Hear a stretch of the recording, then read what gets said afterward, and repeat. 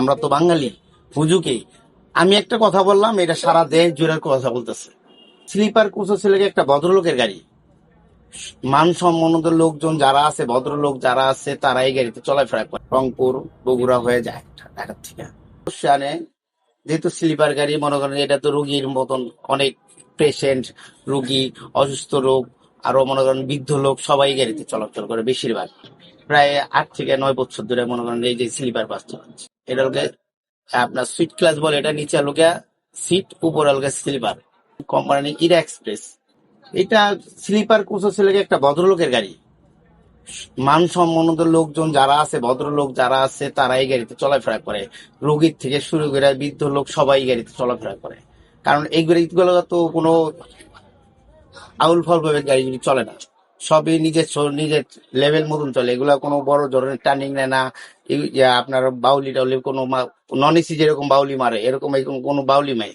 Just তার নিয়ন্ত্রণ গতির উপরে চলে। 70-80 এগুলা সর্বোচ্চ গতি, তার উপরে এরা চলে না। ঢাকার থেকে বগুড়া হয়ে রংপুর আমাদের 6 ঘন্টা, 6.5 ঘন্টা লাগে। এটা শুনেন, এটা লোক সব লোক মানুষ, আমরা তো বাঙালি হুজুকে। আমি একটা কথা বললাম, এটা সারা দেশ জুড়ে কথা বলতেছে। এটা কেউ কি সম্ভব এটা অনৈতিক কাজ করা গাড়ির মধ্যে? সম্ভব না। নিচে যাত্রী বসে থাকে, উপরে যাত্রী শুয়ে থাকে, সবাই তো মিলে নিয়ে যায়। সবারই তো মান সম্মান আছে নাকি?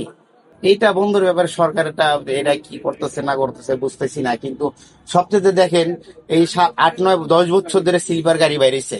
এই 10 বছরের মধ্যে কয়টা অ্যাক্সিডেন্ট হয়েছে স্লিপার আর নন এসি আর ইকোনমি যত গাড়ি আছে তার থেকে দেখেন কয়টা গাড়ি অ্যাক্সিডেন্ট হয়েছে এটার মধ্যে। এটাকে জনপ্রিয়তা দিন দিন বাড়ছে। অবশ্যই বাড়ছে। এরা এখানে মনে করেন যে আপার লেভেল থেকে একদম নিম্ন শ্রেণী থেকে আপার লেভেল পর্যন্ত সব যাত্রী এখানে থাকে।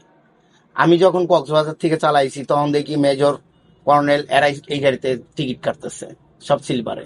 বড় বড় অফিসাররা, ডাক্তাররা, পেশেন্ট যারা আছে সবাই এই গাড়িতে টিকিট কাটতেছে।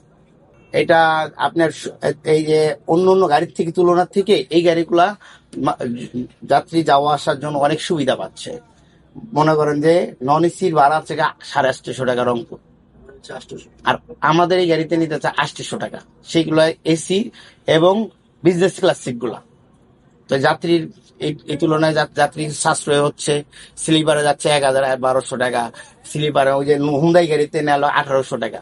আপনি একটা স্লিপারে একটা যাত্রী যদি শুয়ে যায়, সেই তুলনায় মনে করেন যে একটা রুগী অ্যাম্বুলেন্সে আসতে লাগে তার 10 থেকে 15 হাজার টাকা। একটা ডাবল একটা বেড নিলে দুইজনে আরামসে চলে আসতে পারে এসির মধ্যে। 2000 টাকা, 1600 টাকা, 2200 টাকা ভাড়া দেয়া। এরা যাত্রী আর সাশ্রয় পাচ্ছে না। সুন্দর।